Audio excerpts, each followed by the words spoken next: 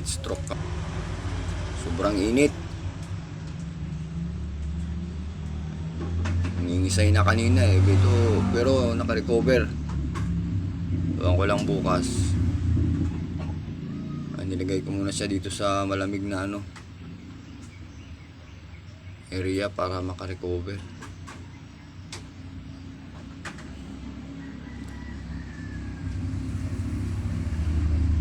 Eight hours later. Yan mga idol, yung aking si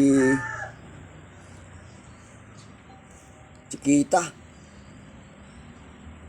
Chiquita naka-recover. Inom na ng tubig.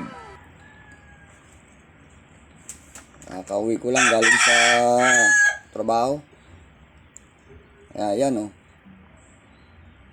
Salamat at nakasurvive siya. Yung sa heat stroke, tawagin, mga manok. Ganyan lang pala ang technique.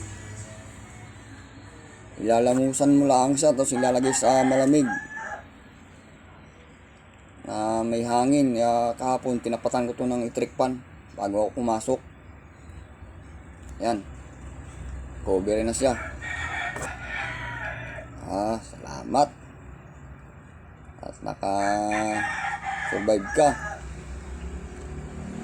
You're a survivor. Right, salamat sa panonood. Yun lang ang idea para maka-recover ang mga manok na heat stroke.